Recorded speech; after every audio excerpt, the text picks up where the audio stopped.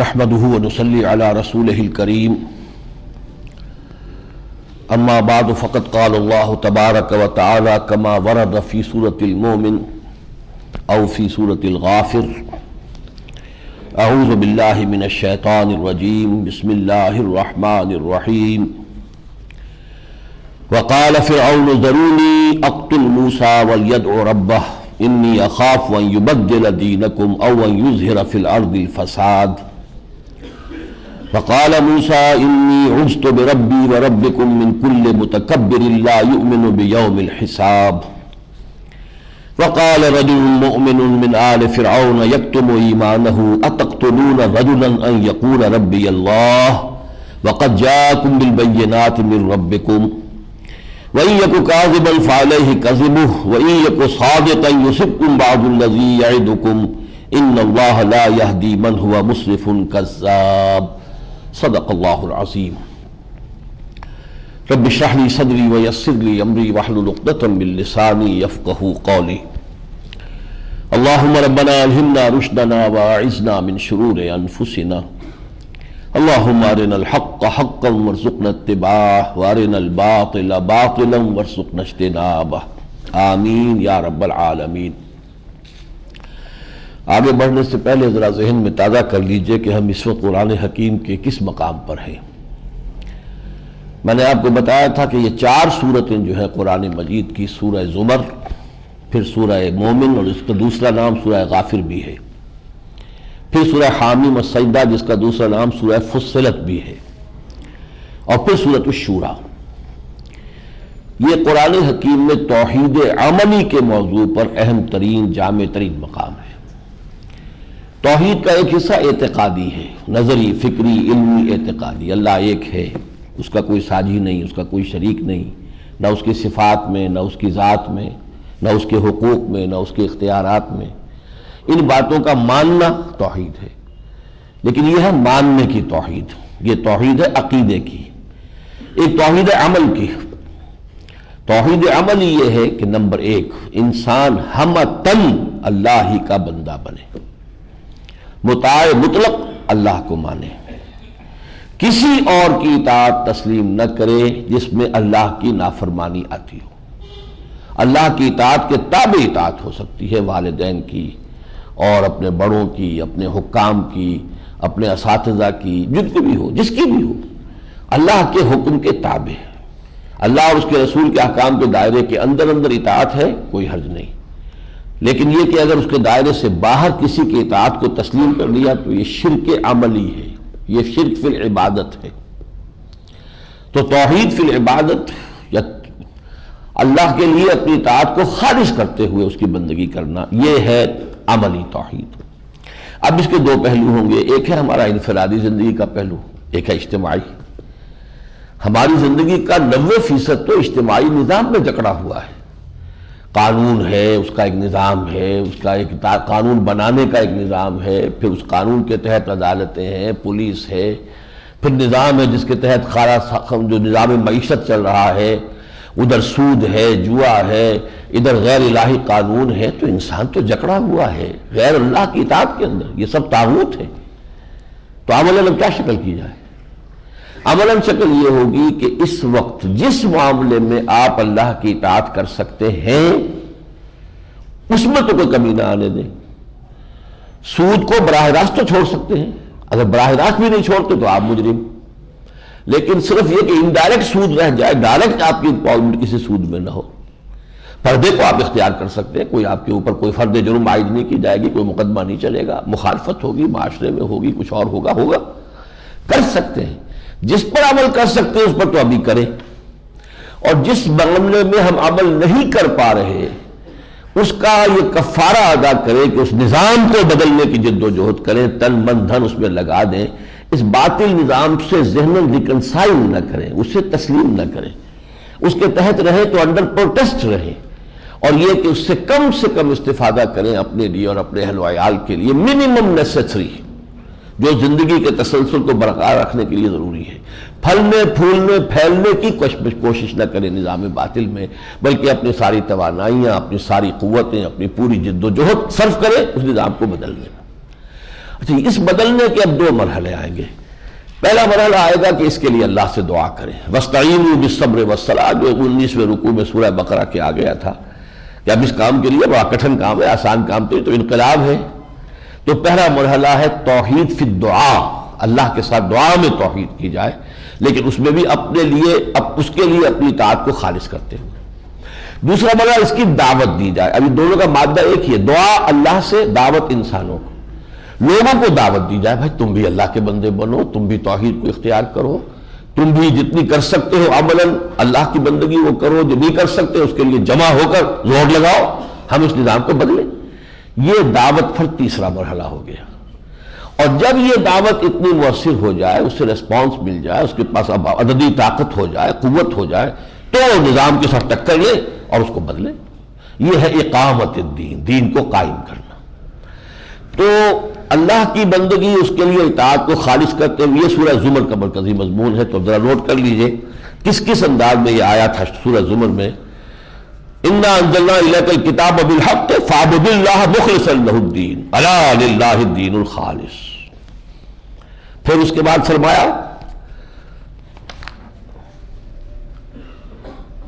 قُلْ إِنِّي أُمِرْتُ أَنْ أَعْبُدَ اللَّهَ مُخْلِصًا لَهُ الدِّينَ وَأُمِرْتُ أَنْ أَكُونَ أَوَّلَ الْمُسْلِمِينَ، اور فرمایا قُلِ اللَّهَ أَعْبُدُ مُخْلِصًا لَهُ دِينِي، میں تو اسی کی بندگی کرتا ہوں اس کے لیے اپنی اطاعت کو خالص کرتے ہوئے۔ لیکن اب یہ ہے کہ اس دعوت کا جو اثر ہے اس کی ایک مثال سامنے لائی جا رہی ہے۔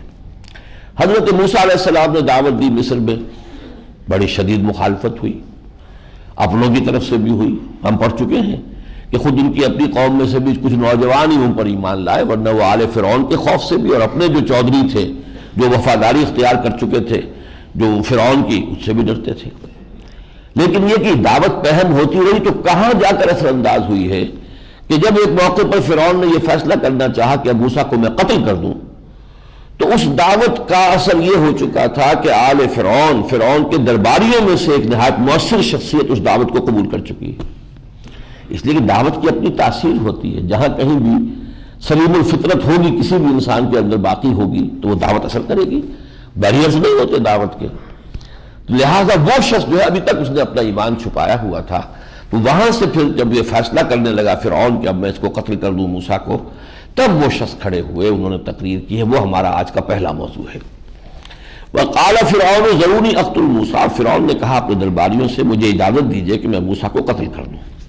اس نے بھی کئی سونگ لیا تھا کہ کوئی مسئلہ ہمارے اپنے دربار میں بھی اب ایسا ہے کہ شاید اس پر کوئی ریزسٹنس ہو، تو وہ چاہتا تھا کہ کنسنسس پہلے میں حاصل کر لوں، اس اقدام کے لیے اتفاق رائے حاصل کر لوں۔ ولی اگر ربہ ہو، اور وہ پکار لے اپنے رب کو، اگر وہ اس کا رب واقعی سچا ہے، اس کو بچا سکتا ہے تو بچا لے مجھ سے۔ انی اخاف ان یبدل دینکم، مجھے اندیشہ ہے کہ وہ تمہارا دین بدل دے گا۔ دین بدل دے گا یعنی نظام بدل دے گا۔ دین کا لفظ سورہ یوسف میں ہم پڑھ چکے ہیں، ما کان لیاخذ اخاہ فی دین الملک، دین بدل دے گا، یہ تو انقلاب آ جائے گا۔ یہ چیز جو اچھی طرح نوٹ کیجیے اس کو۔ اور وہ یظہر فی الارض الفساد، یا زمین میں بڑا فساد پیدا کر دے گا۔ بڑی مشکل سے ہم نے باہر والوں سے نجات حاصل کی تھی، کئی سو برس تک ہکسوس کنگز جو ہے وہ مصر پر حکمران رہے تھے، پھر یہ نیشنلسٹ ریولوشن آیا تھا، پھر فرائنہ کا دور آیا تھا، تو انہیں اندیشہ یہ تھا کہ کہیں یہ موسیٰ اور اس کے جو ساتھی ہیں یہ بنی اسرائیل، یہ کہیں ہمارا تختہ نہ الٹ دیں۔ وقال موسیٰ، یا تو حضرت موسیٰ اس وقت خود دربار میں تھے واللہ عالم، یا ان تک جب یہ بات پہنچی تو ان کا رد عمل کیا تھا۔ وقال موسیٰ انی عصت بربی وربکم، اور موسیٰ نے کہا میں تو پناہ میں آتا ہوں تمہارے رب کے اور اپنے رب کے۔ رب تو ایک ہی اللہ ہے، میں اس کی پناہ میں طلب کر سکتا ہوں، میں کسی اور سے تو کوئی مدد نہیں مانگ سکتا۔ من کل متکبر لا یؤمن بیوم الحساب، ہر اس متکبر سے میں اللہ کی پناہ طلب کرتا ہوں کہ جو قیامت کے دن پر، حساب کتاب کے دن پر ایمان نہیں رکھتا۔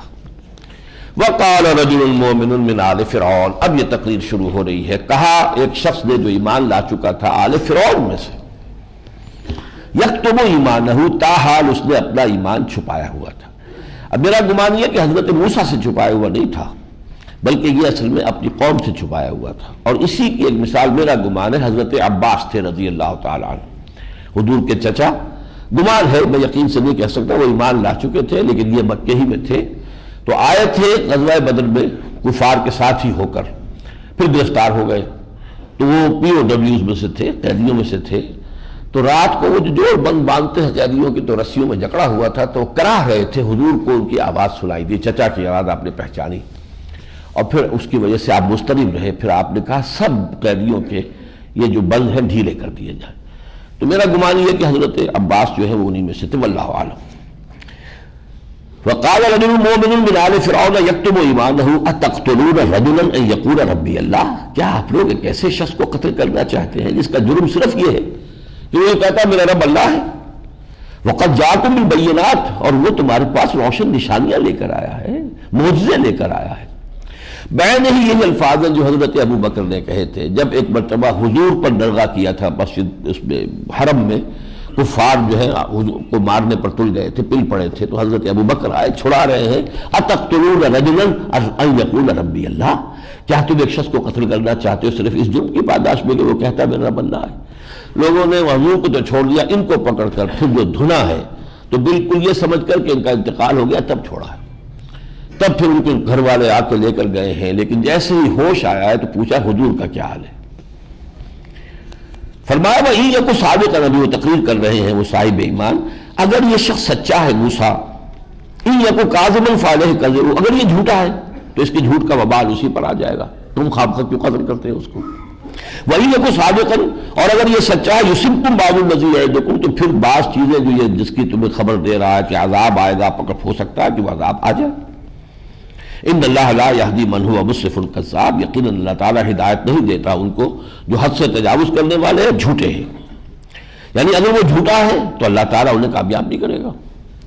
یہاں قوم لکم الملک اليوم، اے میری قوم کے لوگوں آج تو تمہارے ہاتھ میں اختیار ہے، حکومت ہے، ظاہرین فی الارض، تمہارا زمین پر غلبہ ہے، تسلط ہے، فمن ینصرنا من باس اللہ ان جاءنا، تو کون ہماری مدد کرے گا اگر اللہ کی طرف سے اس کا عذاب آ گیا؟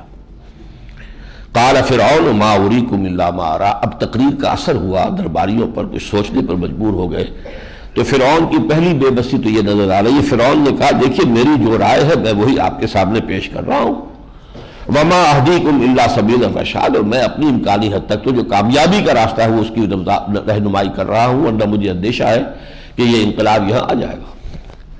لیکن اس بات کو نظر انداز کرتے ہوئے مومن آل فرعون اپنی تقریر جاری رکھتے ہیں۔ وقال الذی آمن یا قوم انی اخاف علیکم مثل یوم الاحزاب، اے میری قوم کے لوگوں مجھے اندیشہ ہے کہ ہم پر بھی کہیں ویسا ہی دن نہ آ جائے جیسا کہ پہلے بہت سے گروہوں پر آ چکا ہے۔ کن پر؟ مثل داب قوم نوح، جیسا قوم نوح پر آیا تھا، وعاد وثمود، جیسے قوم عاد اور قوم ثمود پر آیا، والذین من بعدہم، اور جو ان کے بعد ہوئے، وما اللہ یرید ظلما للعباد، اللہ تو اپنے بندوں پر ظلم نہیں کرنا چاہتا، یہ لوگوں کا اپنا طرز عمل ہے جس کی وجہ سے ان پر یہ ہلاکت خیز عذاب آئے۔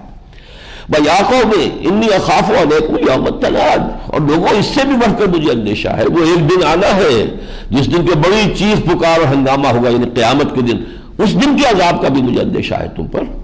یوم تولون مدبرین، جب تم پیٹھ دکھا کر بھاگو گے، ما لکم من اللہ من عاصم، لیکن کوئی اللہ سے تمہیں بچانے والا نہیں ہوگا۔ ومن یضلل اللہ فما لہ من ہاد، اور جسے اللہ ہی گمراہ کر دے پھر اس کے لیے کوئی ہدایت دینے والا نہیں۔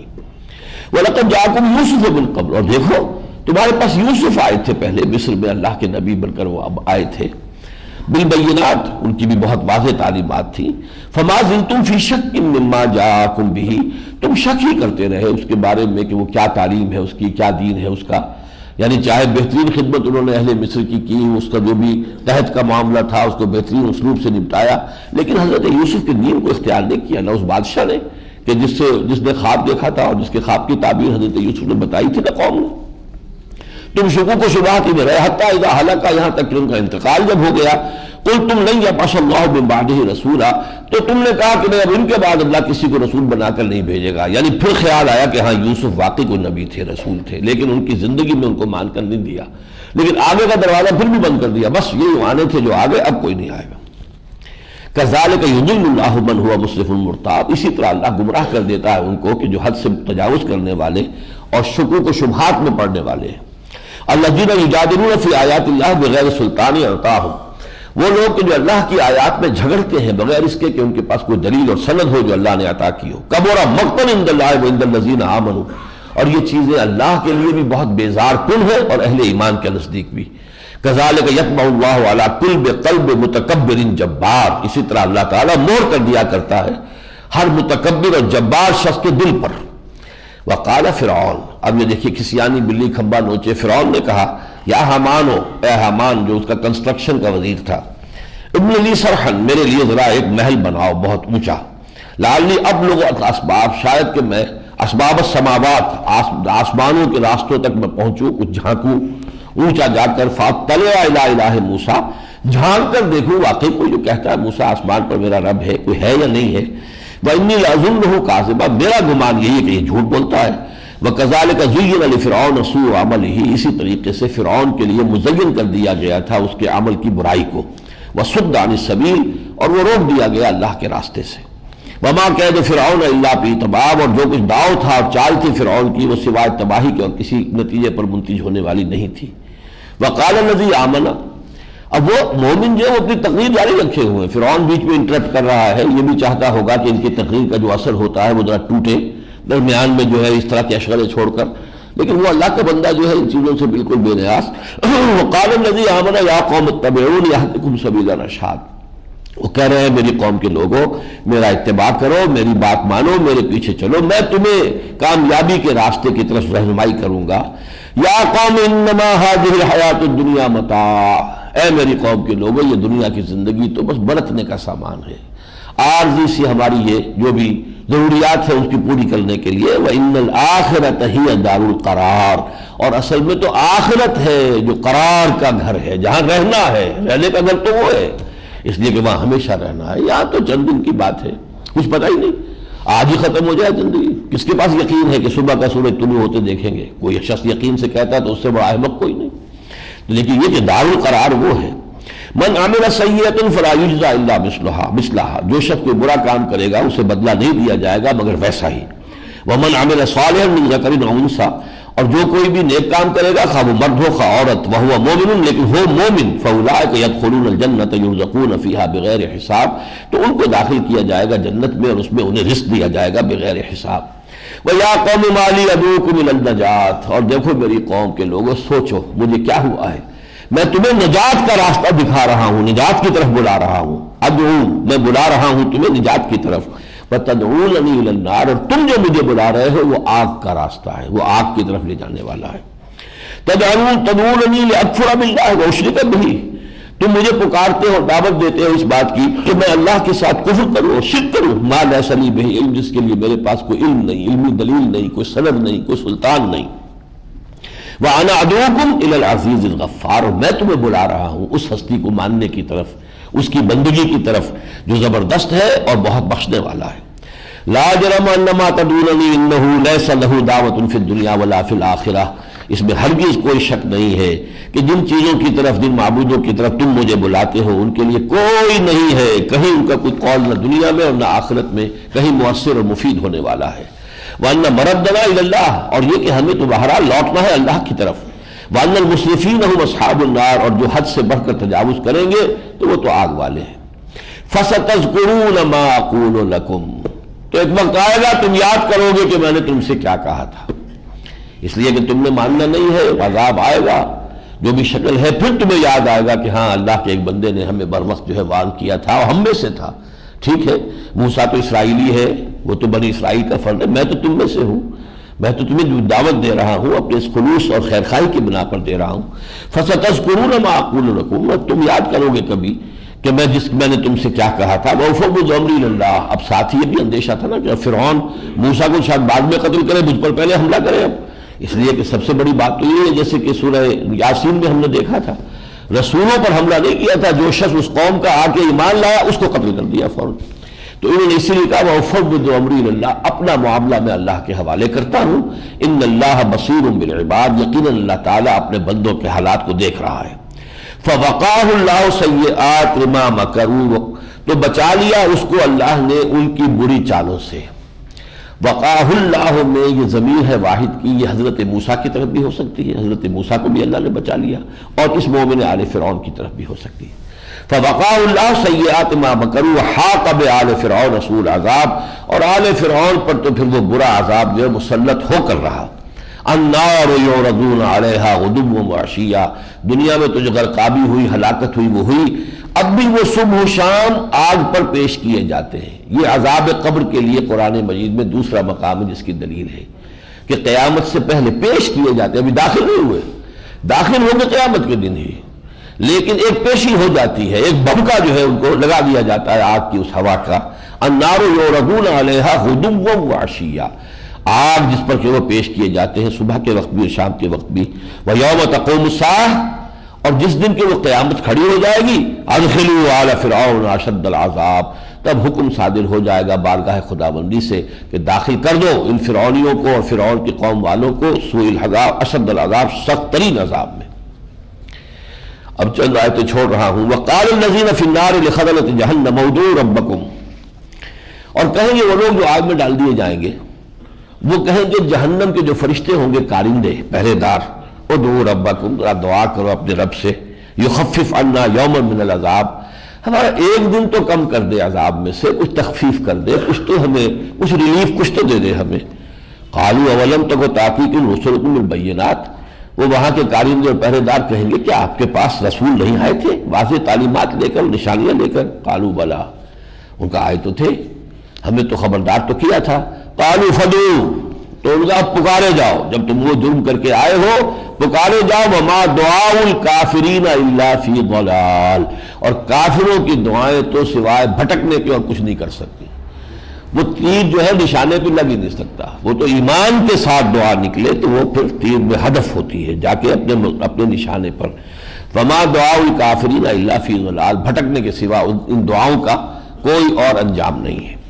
اِنَّا لَنَنصُرُ رُسُلَنَا، اب یہاں سے نتیجہ نکالا، اور یہ ہے حضور کے لیے اور مسلمانوں کے لیے گویا کہ خطاب ہے کہ اے محمد اور اے ان کے متبعین صلی اللہ علیہ وسلم رضی اللہ عنہم، اِنَّا لَنَنصُرُ رُسُلَنَا، ہمارا تو قاعدہ ہی، ہم اپنے رسولوں کی مدد کرتے ہیں، وَالَّذِينَ آمَنُوا، اور اہل ایمان کی بھی، فِي الْحَيَاةِ الدُّنْيَا، اس دنیا کی زندگی میں، وَيَوْمَ يَقُومُ الْأَشْهَادُ، اور پھر اللہ کی مدد ہوگی اس دن بھی جس دن شہادتیں کھڑی ہو جائیں گی، قیامت کا دن ہوگا، حساب کتاب ہوگا۔ فرمایا فَاصْبِرْ إِنَّ وَعْدَ اللَّهِ حَقٌّ، پس اے نبی، اے محمد صلی اللہ علیہ وسلم، اور آپ کی وسادت سے تمام اہل ایمان کو خطاب ہے، صبر کرو، جمے رہو، ڈٹے رہو، اپنی جد و جہد جاری رکھو۔ وعد اللہ حق، اللہ کا وعدہ سچا ہے، یہ تو ضرور ہے، مہلت کتنی اور ان کی ہے یہ آپ کے علم میں نہیں ہے، وہ ہمارا معاملہ ہے۔ واستغفر لذنبک، اور جو بھی کوئی کوتاہی ہو رہی ہے یہ دیکھو، اپنے بارے میں دیکھو، ہماری کوشش میں کوئی کمی تو نہیں، ہماری جد و جہد میں تو کوئی کوتاہی نہیں، اس کے لیے بھی استغفار کرو اللہ سے۔ وسبح بحمد ربک بالعشی والابکار، اور صبح و شام اپنے رب کے حمد کے ساتھ اس کی تسبیح بیان کرتے رہا کرو۔ اب اسی صورت کا جو مرکزی مضمون ہے اس کے اعتبار سے دیکھیے دعا کی کس قدر زوردار ترغیب یہاں آئی ہے۔ وقال ربکم ادعونی استجب لکم ان الذین یستکبرون عن عبادتی سیدخلون جہنم داخرین، تمہارا رب کہتا ہے لوگوں مجھے پکارو، میں تمہاری دعائیں قبول کروں گا، اور جو لوگ تکبر کی بنا پر مجھ سے دعا نہیں کرتے اور میری بندگی نہیں کرتے وہ جہنم میں داخل ہوں گے ذلیل ہو کر۔ تو دعا میں نے کہا تھا الدعاء مخ العبادہ، حضور نے فرمایا دعا جو ہے وہ عبادت کا جوہر ہے، اس کا جو بھی یوں سمجھیے کہ کشید کر لیا جائے اس کا عطر، اور یہ حدیث بھی ہے کہ الدعاء هو العبادہ، دعا ہی اصل عبادت ہے۔ لیکن اس دعا کو کس شان کے ساتھ ہونا چاہیے؟ وہ یہ ہے وَهُوَ الْحَيُّ لَا إِلَٰهَ إِلَّا هُوَ، وہ اللہ زندہ ہے، اس کے سوا کوئی معبود نہیں۔ فَادْعُوهُ مُخْلِصِينَ لَهُ الدِّينَ، تو اس کو پکارو، دعا کرو، شرط کیا ہے؟ اپنی اطاعت کو اس کے لیے خالص کرتے ہوئے۔ اطاعت میں تو شرک ہو رہا ہے، کچھ حکم اللہ کا مان لیا، کچھ کسی کا مان لیا، کچھ برادری کا رواج جو ہے وہ مان لیا، چاہے وہ شریعت کے خلاف ہو، اور جو کہ وراثت تقسیم نہیں کر رہے اس لیے کہ ہمارے ہاں رواج ہی نہیں ہے۔ بڑے بڑے علماء جو ہے، پوری وہ مالاکنڈ ڈویژن کی اسلامی شریعت کی تحریک چل رہی تھی، جا کے معلوم ہے کہ وہ وہاں لڑکیوں کو حصہ تو وراثت میں نہیں دیا جاتا۔ جب ان سے بات کی کہنے لگی تو رواج کا مسئلہ ہے، پھر میں نے کہا وہ رواج کا مسئلہ ہے تو یہ پھر دنیا کا رواج ہے آج کا جو چل رہا ہے، دنیا کے سیکولرزم جو ہے، آپ پرانا رواج لے کر چل رہے ہیں تو جدید رواج لے کر یہ لوگ چل رہے ہیں، پھر فرق کیا ہوا؟ اب لیکن اللہ کا شکر ہے کہ انہوں نے صوفی محمد صاحب نے پھر جو دوبارہ تیسری مرتبہ میری ملاقات ہوئی تو کہا کہ ہم نے طے کر لیا ہے، اب وہ باقاعدہ بیعت لے رہے ہیں اس پر کہ لوگ شریعت پر پورا عمل کریں گے، بچیوں کو بھی ان کا جو ہے وہ اس میں سے حصہ دیں گے. میں صرف ذکر اس لیے کر رہا ہوں, اگر یہ نہیں کر رہے تو اطاعت تو اللہ کی نہ ہوئی, پھر دعا تو تمہارے منہ پر لے کے ماری جائے گی. حکم میرا مانتے نہیں, دعا مجھ سے کرتے ہو, یہ کر دے اور یہ کر دے اور یہ کر دے اور یہ کر دے, میرا حکم مانو. یہ تو ہم سورہ بقرہ میں پڑھ کے آئے ہیں, وَإِذَا سَأَلَكَ عِبَادِي عَنِّي فَإِنِّي قَرِيبٌ أُجِيبُ دَعْوَةَ الدَّاعِ إِذَا دَعَانِ فَلْيَسْتَجِيبُوا لِي وَلْيُؤْمِنُوا بِي لَعَلَّهُمْ يَرْشُدُونَ. اے نبی, جب میرے بندے آپ سے میرے بارے میں پوچھے تو فرما دیجیے میں قریب ہی ہوں, کہیں دور نہیں ہوں. میں تو ہر پکارنے والے کی پکار کو سنتا ہوں, جب بھی مجھے پکارے, جہاں بھی پکارے. انہیں بھی تو میرا حکم ماننا چاہیے, انہیں بھی تو میری پکار کو لبیک کہنا چاہیے. یہ ایک ٹو وے پروسیس ہے, ون وے نہیں ہے. یہ دو طرفہ معاملہ, بائی نیچرل ریلیشن ہے. مجھے یاد رکھو, میں تمہیں یاد رکھوں گا. فاذکرونی اذکرکم, مجھے تم یاد رکھو, میں تمہیں یاد رکھوں گا. ان تنصروا اللہ ینصرکم, تم اللہ کی مدد کرو گے, اللہ تمہاری مدد کرے گا. تم اللہ کی طرف آؤ گے بارش بھر, اللہ آئے گا ہاتھ بھر. تم آؤ گے چل کر, وہ آئے گا دوڑ کر. لیکن تم نے تو رخ کیا ہو کسی اور طرف, اللہ تمہارے پیچھے پیچھے, یہ نہیں ہوگا. رخ اس کی طرف کرو, چلو اس کی طرف, اطاعت اس کی کرو, اس کے دین کا جھنڈا اٹھاؤ, اس کے لیے قربانیاں دو, اس کے لیے وفاداری کے ثبوت پیش کرو, پھر اس سے جو چاہو منواؤ. فَادْعُوهُ مُخْلِصِينَ لَهُ الدِّينَ الْحَمْدُ لِلَّهِ رَبِّ الْعَالَمِينَ قُلْ إِنِّي نُهِيتُ أَنْ أَعْبُدَ الَّذِينَ تَدْعُونَ مِن دُونِ اللَّهِ لَمَّا جَاءَنِيَ الْبَيِّنَاتُ مِن رَبِّي. کہہ دیجئے محمد, دو ٹوک, مجھے روک دیا گیا ہے کہ میں بندگی کروں ان کی جن کو تم پکارتے ہو اللہ کے سوا. یعنی جن کو تم پکار رہے ہو تو ان کی بندگی کر رہے ہو. عبادت اور بندگی ایکویٹ کر لیجئے, عبادت برابر ہے دعا. نُهِيتُ أَنْ أَعْبُدَ الَّذِينَ تَدْعُونَ مِن دُونِ اللَّهِ لما جاءنی البینات من ربی, میرے رب کے پاس سے میرے پاس واضح تعلیمات آ گئی. وَأُمِرْتُ أَنْ أُسْلِمَ لِرَبِّ الْعَالَمِينَ, مجھے تو حکم ہوا ہے تمام جہانوں کے مالک و پروردگار کا میں فرما بردار بن جاؤں. فَاصْبِرْ إِنَّ وَعْدَ اللَّهِ حَقٌّ. اب یہ اختتامی آیات ہیں اس سورہ مبارکہ کی. پس اے نبی صبر کیجئے, جمے رہیے, ڈٹے رہیے, یقیناً اللہ کا وعدہ حق ہے. فَإِمَّا نُرِيَنَّكَ بَعْضَ الَّذِينَ نَعِدُهُمْ أَوْ نَتَوَفَّيَنَّكَ, تو ہم آپ کو آپ کی زندگی میں بھی وہ چیزیں دکھا سکتے ہیں جن کا کہ ہم ان سے وعدہ کر رہے ہیں. آپ کی زندگی میں عذاب آ جائے ان کے اوپر, اور یہ بھی ہو سکتا ہے ہم آپ کو وفات دے دیں اور پھر اس کے بعد وہ عذاب آئے. فَإِلَيْنَا يُرْجَعُونَ, پھر انہیں لوٹنا تو ہمارے ہی پاس ہے. وَلَقَدْ أَرْسَلْنَا رُسُلًا مِّن قَبْلِكَ مِنْهُم مَّن قَصَصْنَا عَلَيْكَ, آپ سے پہلے بھی ہم نے بہت سے رسول دنیا میں بھیجے, ان میں سے وہ بھی ہے کہ جن کا ہم نے قصہ آپ کو سنایا ہے. وَمِنْهُم مَّن لَّمْ نَقْصُصْ عَلَيْكَ, ایسے بھی بے شمار ہے کہ جن کے حالات آپ کو نہیں بتائے.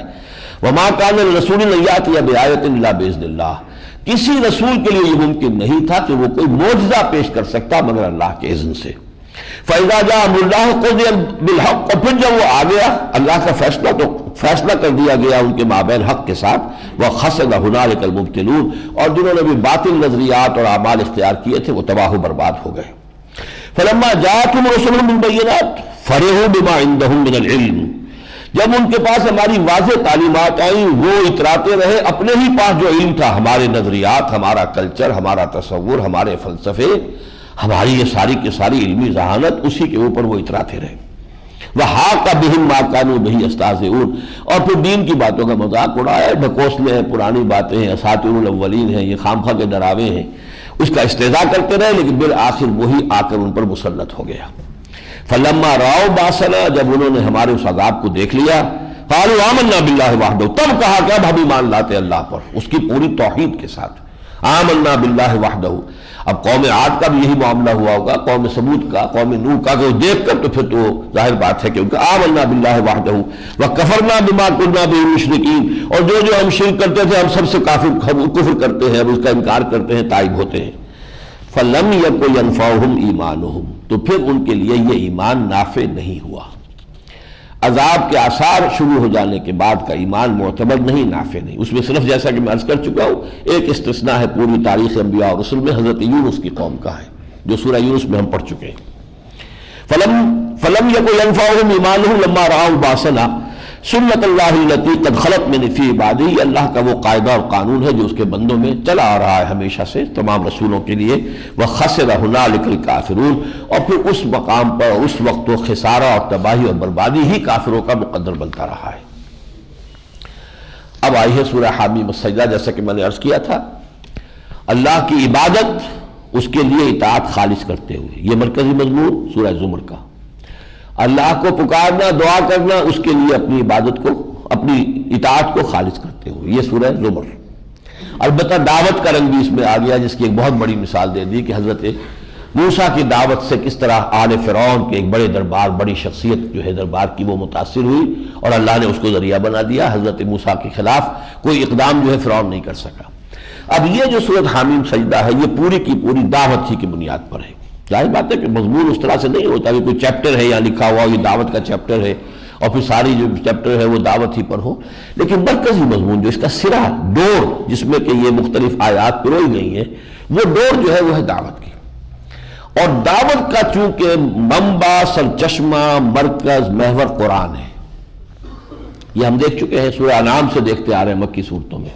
اے نبی تذکیر کیجئے اس قرآن کے ذریعے سے، ابشار اور تبشیر کیجئے اس قرآن کے ذریعے سے، انذار کیجئے، خبردار کیجئے قرآن کے ذریعے سے، تبلیغ کیجئے قرآن کی، دعوت دیجئے قرآن کی، تلاوت کیجئے ان پر قرآن کی. ان اتلو القرآن، مجھے تو یہ حکم ہوا ہے کہ میں قرآن جو ہے سناتا رہوں تمہیں.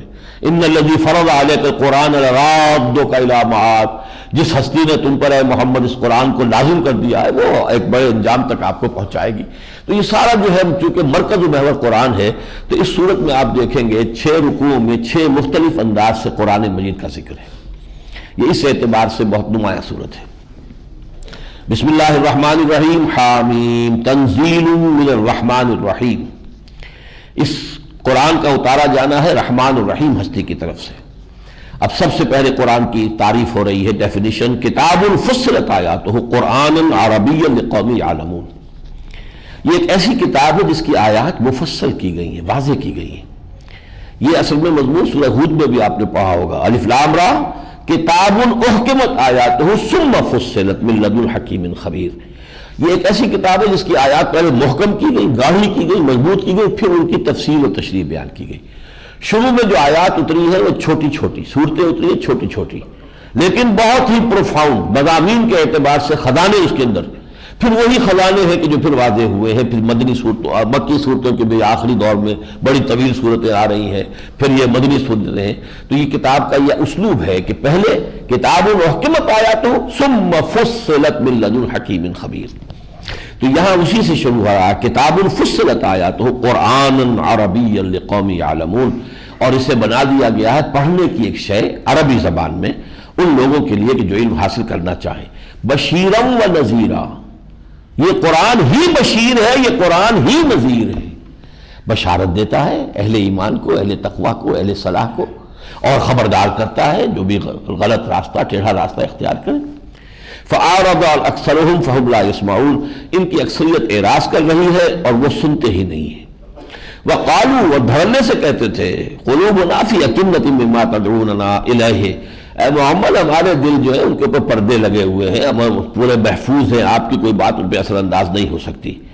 وَفِي آذَانِنَا وَقْرٌ، کتنا ہی آپ ہمیں سنا لیں، ہمارے کانوں میں تو ثقالت ہے، بوجھ ہے، آپ کی بات ہمارے کانوں میں اترتی نہیں. وَمِن بَيْنِنَا وَبَيْنِكَ حِجَابٌ، آپ کے ہمارے درمیان کوئی پردہ حائل ہے جس سے کہ آپ کی بات جو ہے وہ ہمارے سامنے نہیں آتی. فَعْمَلْ إِنَّا عَامِلُونَ، تو اے محمد تم بھی کوشش کیے جاؤ، ہم بھی کوشش کر رہے ہیں. تم اپنا سا زور لگا لو اپنی دعوت کو پھیلانے کے لیے. ظاہر بات ہے کوشش تو دعوت ہی کی ہو رہی تھی نا. ابھی کوئی قتال نہیں، کوئی جہاد نہیں، کوئی تلواریں نکلی نہیں، تو یہ دعوت ہی کے لیے فعمل ان کا چیلنج تھا، کیے جاؤ. اِنَّا عَامِلُونَ، ہم اپنے سی کریں گے، ہم اپنے سے پروپیگنڈے تمہارے خلاف کریں گے. شاعر ہے، ساحر ہے، مجنون ہے، کذاب ہے، فلاں ہے، یہ ہے، وہ ہے. یہ تو کسی سے ڈکٹیشن لے لیتا ہے، کوئی اس کے پاس ایک بڑا عالم و فاضل عجمی شخص ہے، گھر میں بند کیا ہوا ہے، صبح و شام اس سے سیکھتا ہے اور پھر ہم پر دھوس جماتا ہے کہ یہ وہی آ گئی ہے، ہم یہ کام کریں گے، تم اپنا کام کرو. قُلْ إِنَّمَا أَنَا بَشَرٌ مِثْلُكُمْ يُوحَىٰ إِلَيَّ أَنَّمَا إِلَٰهُكُمْ إِلَٰهٌ وَاحِدٌ. اے نبی کہہ دیجئے کہ میں تو سوائے ایک انسان کے اور کچھ نہیں. ہاں مجھ پر وحی کی گئی ہے، وحی کی جا رہی ہے. میں انسان ہوں تم جیسا، لیکن وحی کی جا رہی ہے. اور وحی کا مرکزی نقطہ کیا ہے؟ انما الہکم الہ واحد، تمہارا الہ ایک ہی الہ ہے. فاستقیموا لہ، تو سیدھا رخ رکھو اسی کی طرف. واستغفروہ، اور اسی سے اپنی کوتاہیوں کا استغفار کرو. وویل للمشرکین، اور تباہی ہوگی، بربادی ہوگی، ہلاکت ہوگی مشرکوں کے لیے. الذین لا یؤتون الزکاۃ وہم بالآخرۃ ہم کافرون، جو لوگ زکوٰۃ کے لیے کوشش ہی نہیں کرتے، اپنے تزکیہ نفس کی طرف توجہ ہی نہیں ہے، اپنے نفس کی پاکی اور طہارت کی طرف راغب کرنے کی ان کا کوئی نیت ہی نہیں.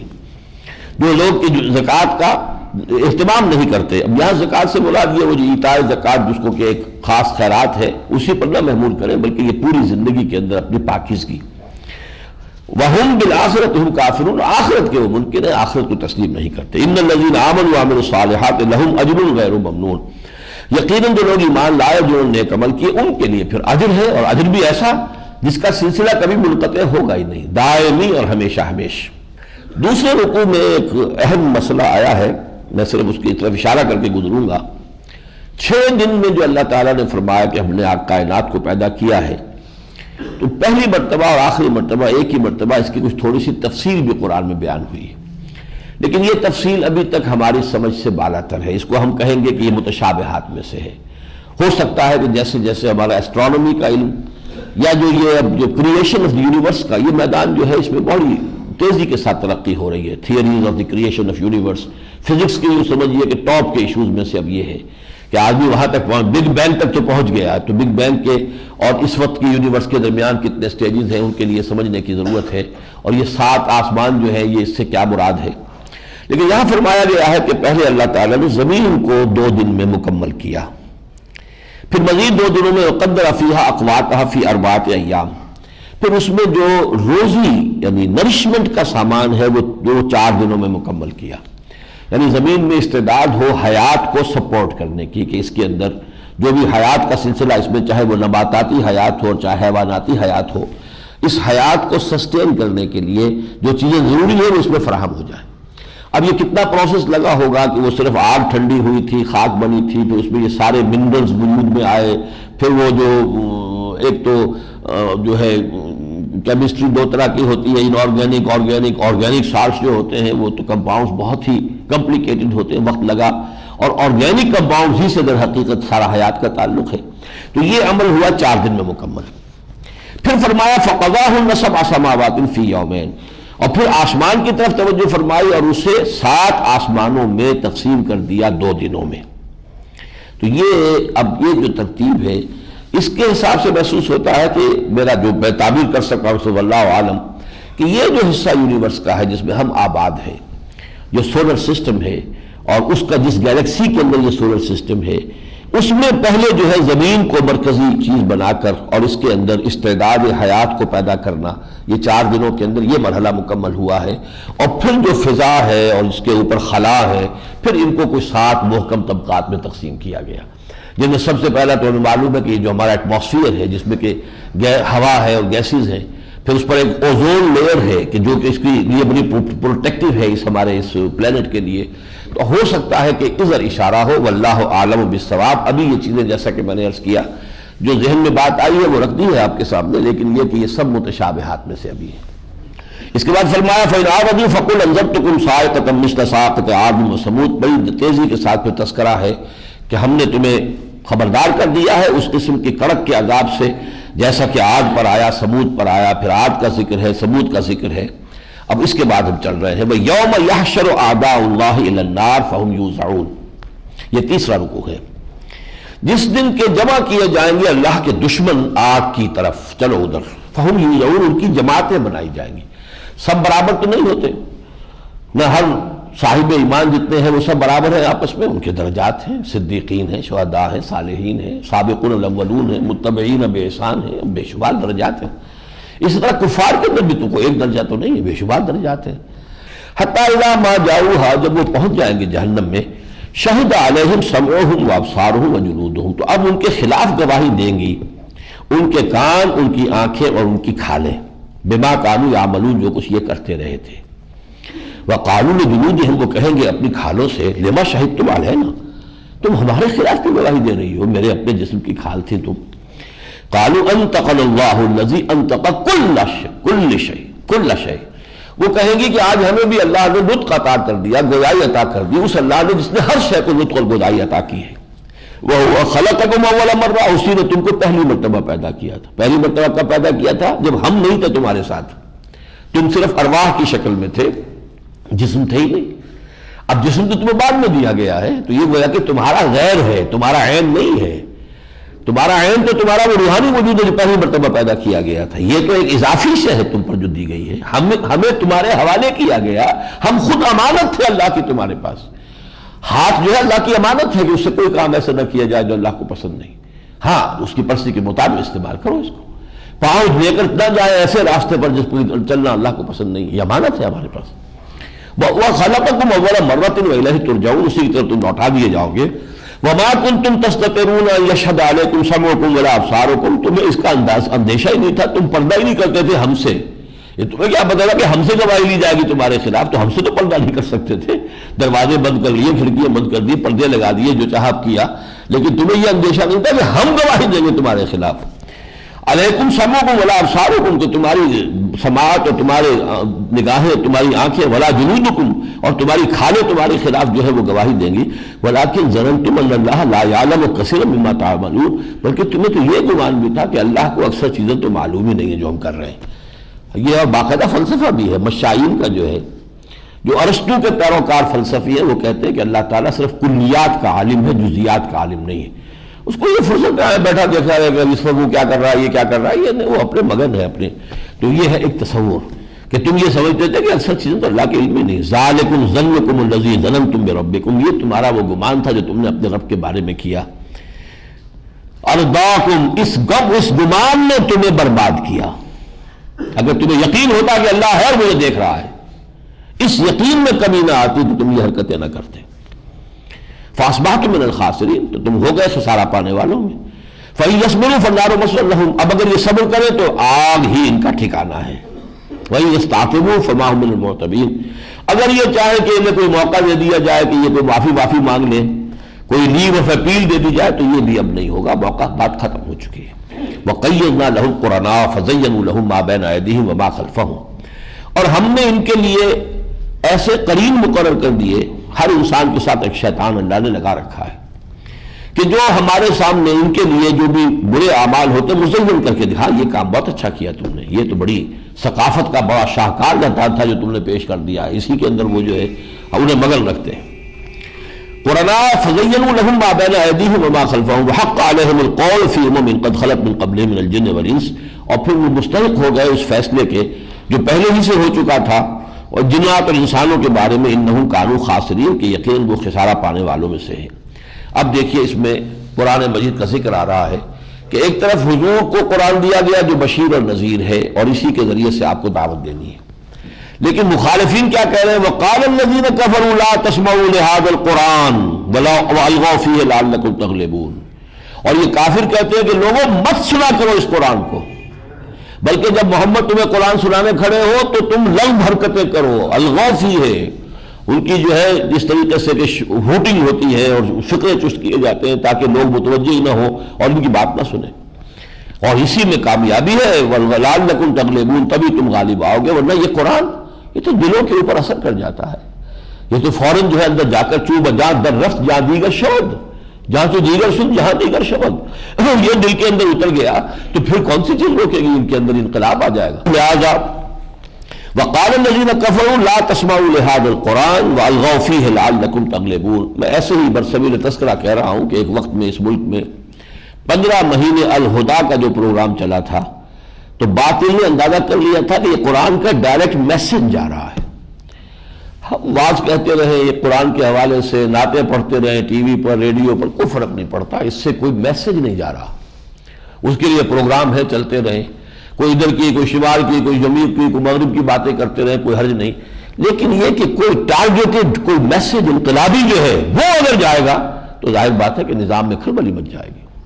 کس طریقے سے اسے روکا گیا ہے, کتنی بڑی سازش پھر اس کی ہوئی ہے, کس طرح پھر مجھے بلیک لسٹ کیا گیا ہے کہ میرے نام سے کوئی اشتہار بھی ٹی وی پر نہیں آ سکتا, پیڈ اشتہار جس کے پیسے دیے جائیں. تو یہ ہے وَقَالَ الَّذِينَ كَفَرُوا لَا تَسْمَعُوا لِهَذَا الْقُرْآنِ وَأَلْغَوْا فِيهِ لَعَلَّكُمْ تَغْلِبُونَ فَلَنُذِيقَنَّ الَّذِينَ كَفَرُوا عَذَابًا شَدِيدًا, تو ہم لازم المدہ چکھائیں گے ان کافروں کو بڑے سخت عذاب کا. وَلَنَجْزِيَنَّهُمْ أَسْوَأَ الَّذِي كَانُوا يَعْمَلُونَ, اور ہم لازم البدلہ دیں گے بہت برا ان چیزوں کا جو یہ عمل کرتے تھے.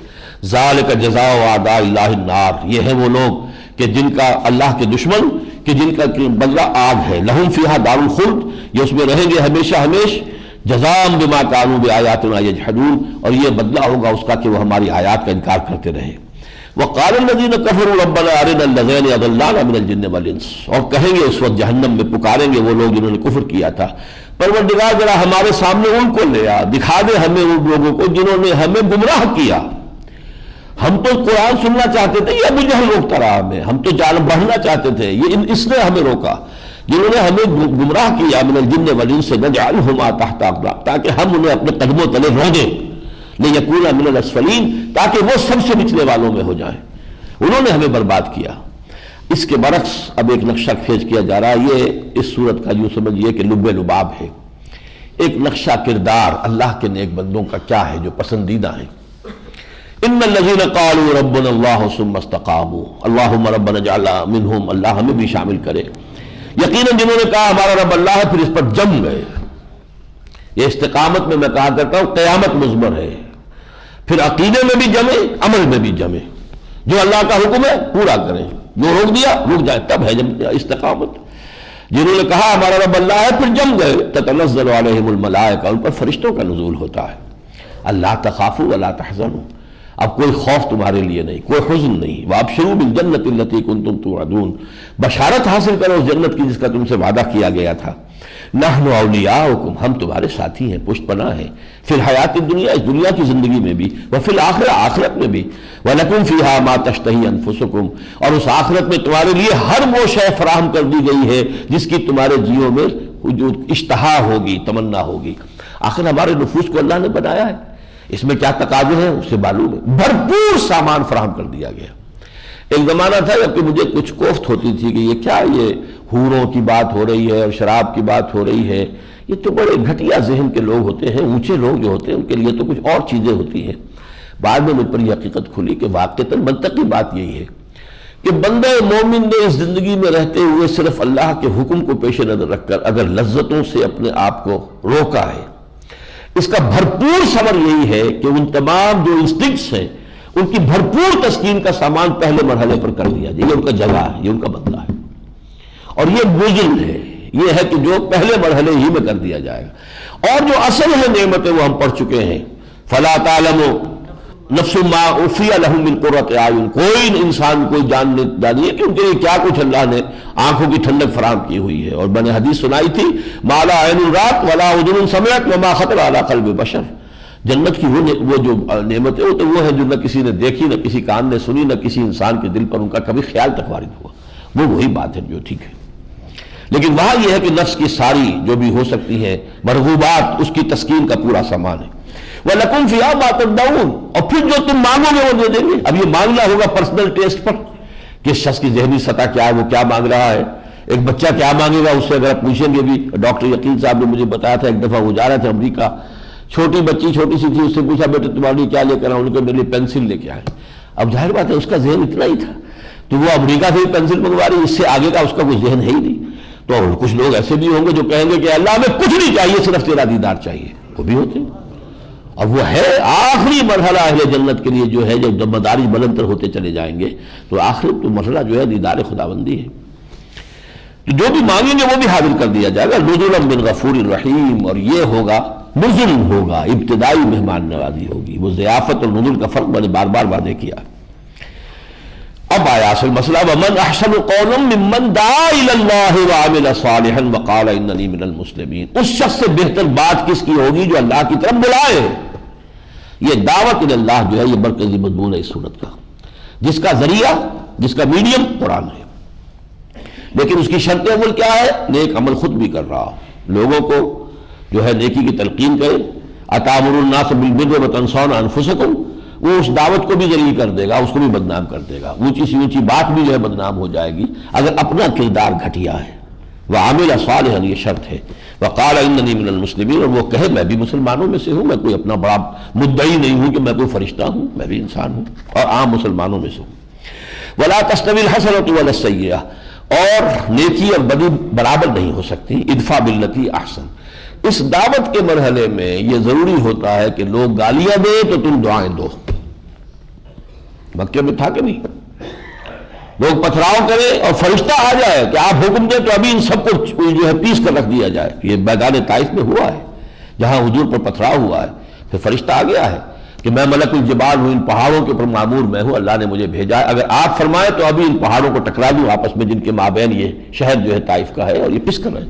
فرمایا نہیں، کیا عجب کہ اللہ تعالیٰ ان کی آئندہ نسلوں کو ہدایت دے دے۔ تو یہ کہ جب تک یہ نہ ہو کردار، اس وقت تک دعا مؤثر نہیں ہوتی، دعوت مؤثر نہیں ہوتی۔ دعوت کے مرحلے پر تو بھکشو بننا پڑے گا کہ لوگ گالیاں دیں اور تم دعائیں دو، لوگ پتھر مارے تم پھول پیش کرو، ادفع باللتی ہی احسن۔ البتہ اگلا مرحلہ اقامت کا جب آتا ہے پھر اینٹ کا جواب پتھر سے دینا پڑتا ہے، وہ بعد میں ہم سورہ شورى میں پڑھیں گے۔ لیکن دعوت کا مرحلہ جس کے ذریعے سے ابھی ایک قوت بنانی ہے، ایک جمعیت فراہم کرنی ہے، ایک جماعت کو تیار کرنا ہے جو پھر ٹکرائے گی، جب ٹکرانے کا مرحلہ آئے گا پھر مسئلہ یہ نہیں ہوگا کہ پتھر کھاؤ اور ان کو دعائیں دو، پھر یہ کہ اینٹ کا جواب پتھر سے دو۔ وہ مرحلہ ہے جو اگلی سورہ میں، سورہ شورى میں ہے۔ پہلا مرحلہ عبادت رب، اس کے لیے اطاعت کو خالص کرتے ہوئے، دوسرا مرحلہ دعا، اس کے لیے اطاعت کو خالص کرتے، تیسرا دعوت الی اللہ۔ ومن احسن قولا ممن دعا الی اللہ وعمل صالحا وقال اننی من المسلمین ولا تستوی الحسنۃ ولا السیئۃ، اور برابر نہیں ہو سکتی بدی اور نیکی۔ ادفع باللتی احسن، آپ اچھے طریقے سے دفاع کیجئے، احسن طریقے سے۔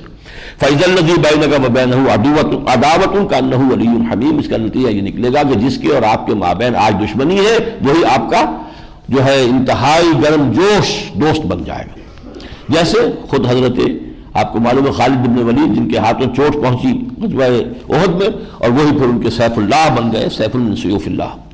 وَمَا يُلَقَّاهَا إِلَّا الَّذِينَ صَبَرُوا، اور نہیں پہنچ سکتے اس مقام کو مگر وہ جن کے اندر صبر ہے، سہار ہے، تحمل ہے، برداشت ہے۔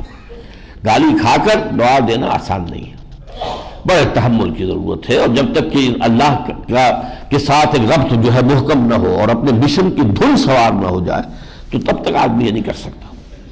وَمَا يُلَقَّاهَا إِلَّا ذُو حَظٍّ عَظِيمٍ، اور جو حظ عظیم والے، بڑے نصیب والے لوگ ہوتے ہیں انہی کو یہ مقام نصیب ہوتا۔ اللہم ربنا اجعلنا منہم وَإِمَّا يَنزَغَنَّكَ مِنَ الشَّيْطَانِ نَزْغٌ، اور اے نبی اگر کسی وقت شیطان کی طرف سے کوئی آپ کو چوک لگ ہی جائے، یعنی کبھی غصہ آ ہی جائے، طبیعت کے اندر کبھی آ جاتا ہے، آخر بشر تھے، تو فوراً فاستعذ باللہ، فوراً اللہ کی پناہ طلب کر لیجیے۔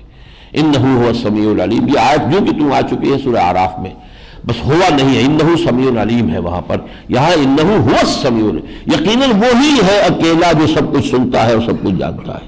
اس میں حصر کا انداز ہے۔ اس کے بعد ایک آیت ہے اس میں کہ یہ سجدہ بھی آئے گی، میں اس کا ترجمہ نہیں کر رہا۔ اب یہ تیسرا مقام آ رہا ہے اس صورت میں جس میں قرآن مجید کی مدح ہو رہی ہے۔ ان الذین کفروا بالذکر لما جاءہم، یقیناً وہ لوگ جنہوں نے اس ذکر کا انکار کیا جبکہ یہ آ چکا ہے، اور سورہ ہجر یاد کر لیجیے، ذکر قرآن، تو اس کا مطلب یہ ہے کہ ان کی شامت آئی ہوئی ہے، انہوں نے اپنی شامت بلائی ہے۔ وَإِنَّهُ لَكِتَابٌ عَزِیز، اور یہ ایک بڑی طاقتور کتاب ہے، عزیز کہتے ہیں جس کا اختیار مطلق ہو، اور اتنی طاقتور ہے لا یاتیہ الباطل من بین یدیہ ولا من خلفہ، اس پر باطل حملہ آور ہو ہی نہیں سکتا، اللہ سامنے سے نہ پیچھے سے، یہ اپنی حفاظت کرتی ہے، اس نے پوری طریقے سے اپنا جو ہے فورٹیفیکیشن ہے اس کی، باطل حملہ آور نہیں ہو سکتا اس پر، نہ آگے سے، سامنے سے، نہ پیچھے سے۔ تنزیل من حکیم حمید، اور اس کا اتارا جانا ہے اس زبردست حکمت والا اور جو تمام تعریفوں کا قائل کا اہل ہے اس کا۔ ما یقال لک الا ما قد قیل للرسل من قبل، اے نبی آپ کے بارے میں جو یہ کہہ رہے ہیں کہ خود بنا رہے ہیں، یہ سب کچھ گھڑ رہے ہیں، تو یہ چیزیں پہلے بھی کہی گئی ہیں آپ سے پہلے جو رسول آئے۔ ان ربک لذو مغفرۃ وذو عقاب علیم، یقیناً تیرے رب کی یہ دونوں شانیں ہیں، وہ صاحب مغفرت بھی ہے اہل ایمان کے لیے، اور ذو عقاب علیم، اور زبردست اور دردناک عذاب دینے والا بھی ہے وہ کافروں کے لیے، منکروں کے لیے۔ وَلَوْ جَعَلْنَاهُ، یہ چوتھی بات کہی گئی ہے قرآن کے بارے میں، وَلَوْ جَعَلْنَاهُ قُرْآنًا عَجَمِيًّا لَقَالُوا لَوْلَا فُصِّلَتْ آیَاتُهُ، اور اگر ہم یہ قرآن عجمی بنا کر اتار دیتے ان پر تو یہ کہتے ہیں یہ کیا بات ہوئی، اس کی آیتیں واضح کیوں نہ کی گئی، عجمی و عربی، کہ عربی قوم ہے ہم اور ہمارے لیے عجمی قرآن آیا ہے۔ قُلْ هُوَ لِلَّذِينَ آمَنُوا هُدًى وَشِفَاء، کہہ دیجئے اے نبی یہ اہل ایمان کے حق میں ہدایت بھی ہے، شفا بھی ہے۔ وہ سورہ یونس کی آیت یاد کر لیجئے، یا ایھا الناس قد جاءتکم موعظۃ من ربکم وشفاء لما فی الصدور، تو وہی یہاں فرمایا والذین لا یؤمنون فی آذانہم وقر، اور جو لوگ ایمان نہیں رکھتے ان کے کانوں کے اندر واقعی بوجھ ہے، ثقل ہے، وہو علیہم عمى، اور یہ قرآن ان کے اوپر اندھاپا بن گیا ہے، اندھے ہو گئے ہیں کہ اس کے نور کو دیکھ سکیں، اولئک ینادون من مکان بعید، اور وہ تو ایسے جیسے کہ بہت دور سے ان کو پکارا جا رہا ہو، اس طرح کی ان کی کیفیت ہے۔ وَلَقَدْ آتَيْنَا مُوسَى الْكِتَابَ فَاخْتُلِفَ فِيهِ، اور ہم نے موسیٰ کو بھی کتاب دی تھی اس قرآن سے پہلے، وَلَوْلَا كَلِمَةٌ سَبَقَتْ مِن رَبِّكَ لَقُضِيَ فَاخْتُلِفَ وَلَقَدْ آتَيْنَا مُوسَى الْكِتَابَ فَاخْتُلِفَ فِيهِ، اس میں اختلاف کیا گیا۔ وَلَوْلَا كَلِمَةٌ سَبَقَتْ مِن رَبِّكَ لَقُضِيَ بَيْنَهُمْ، اگر تیرے رب کی طرف سے ایک وقت جو ہے طے نہ کر دیا گیا ہوتا، ان کی مہلت جو ہے معین نہ ہو جاتی تو فیصلہ کر دیتے ہم۔ وَإِنَّهُمْ لَفِي شَكٍّ مِّنْهُ مُرِيبٍ، اور وہ لوگ اب اس کے بارے میں بھی، اس قرآن کے بارے میں بھی شکوک و شبہات کے اندر پڑے ہوئے ہیں۔ اب اس کے بعد میں آخری آیت لے رہا ہوں، یہ قرآن مجید کی عظمت کے لیے جو آخری اور ابدی دلیل ہے، جو آج جس کا ظہور بہت ہی وضاحت کے ساتھ ہو رہا ہے۔ آج سے 1400 سال پہلے جو نازل ہوئی اور اب اس کا ظہور اس صدی میں ہوا، اس سے پہلے نہیں ہوا۔ سَنُرِيهِمْ آيَاتِنَا فِي الْآفَاقِ وَفِي أَنفُسِهِمْ، ہم عنقریب انہیں اپنی نشانیاں دکھائیں گے، آفاق میں بھی انفس میں بھی، حَتَّى يَتَبَيَّنَ لَهُمْ أَنَّهُ الْحَقُّ، یہاں تک کہ یہ بات ان پر پوری طرح مبرہن ہو جائے گی کہ قرآن حق ہے۔ اس آیت کو سمجھ لیجئے کہ ڈاکٹر مورس بکائی کی کتاب دی قرآن دی بائبل اینڈ سائنس، جس نے کھول کر بیان کیا ہے کہ قرآن مجید کے نزول کے 1400 برس گزر گئے ہیں، ایک حرف بھی اس میں ایسا ثابت نہیں ہو سکا جس کو سائنس نے غلط قرار دیا ہو، بلکہ معلوم ہوا کہ سارے تصورات جو قرآن میں پہلے دیے تھے ہم سمجھے نہیں تھے، سائنس نے آ کر انہیں اجاگر کیا ہے۔ پہلے کس کو معلوم تھا؟ یہی بحث چل رہی تھی کہ زمین ساکن ہے سورج چلتا ہے، یا سورج ساکن ہے زمین چلتی، یہ کس کو معلوم تھا؟ ہر شے چل رہی ہے، کل فی فلک یسبحون، اس کائنات میں تو کوئی شے جو ہے قائم تو ہے ہی نہیں، ہر شے چل رہی ہے۔ ایٹم کو لے لیجیے تو اس کے اندر جو حرکت چل رہی ہے، اس کے اندر بھی وہ نیوکلیس بھی ہے، اس کا وہ سورج بھی ہے، اس کے وہ سارے جو ہے سیارے بھی گرد گھوم رہے ہیں، کل فی فلک یسبحون۔ یہ حقیقت کہاں منکشف ہوئی تھی؟ یا جیسے ہم نے ایمبریولوجی کے حقائق دیکھے، ڈاکٹر کیتھل مور وغیرہ کی جو ہے اب آئی ہیں گواہیاں، کہ حیرت ہوتی ہے 1400 برس پہلے نہ ڈسیکشن تھی نہ مائکروسکوپ تھی، اس قدر ایکیوریسی کے ساتھ، لیکن یہ کہ یہ 3 پردوں کے اندر اللہ تعالیٰ نقش و نگار بنا رہا ہے۔ تو سنوریہم آیاتنا، آج معلوم ہو گیا ہے کہ ایک بگننگ ہے، ورنہ آج تک سوچا جا رہا تھا نیوٹونین سائنس کا جب تک دور رہا ہے کہ یہ ہمیشہ سے ہے کائنات اور ہمیشہ رہے گی، لیکن اب ہم پہنچ گئے نہیں، بگ بینگ سے شروع ہوئی ہے، it has a beginning and it has an and, ختم بھی ہوگی۔ ابھی یہ ایکسپینڈ کر رہا ہے یہ اسپائرلی، اور پھر یہ واپس جو ہے ریباؤنڈ اس کا ہوگا اور پھر ایک نقطے پر آ کر ہو جائے گی۔ یوم نطوی السماء کطی سجل للکتب، اب قرآن کی یہ جو آیات ہیں تو آج جس طرح اجاگر ہوئی ہے، پہلے کہاں تھی؟ سنریہم آیاتنا فی الآفاق وفی انفسہم حتی یتبین لہم انہ الحق اولم یکفی بربک انہ علی کل شیء شہید، تو کیا کافی نہیں ہے تیرے رب کے لیے کہ وہ ہر شے پر خود گواہ ہے؟ ہر شے بنائی اس نے ہے تو اس سے بڑھ کر عالم کون ہوگا؟ ہر شے اس کی نگاہوں کے سامنے ہے تو اس سے چھپی ہوئی چیز کون سی ہوگی؟ الا انہم فی مریۃ من لقاء ربہم، آگاہ ہو جاؤ یہ اپنے رب سے ملاقات کے بارے میں شکوک و شبہات میں پڑے ہوئے ہیں، ملنا بھی ہے کہ نہیں، جانا بھی ہے کہ نہیں۔ الا انہ بکل شیء محیط، آگاہ ہو جاؤ اللہ ہر شے کا احاطہ کیے ہوئے ہے، بھاگ کر کہاں جاؤ گے، وہ تو احاطہ پہلے کیے ہوئے ہیں۔ بارک اللہ لی ولکم فی القرآن العظیم ونفعنی وإیاکم بالآیات والذکر الحکیم۔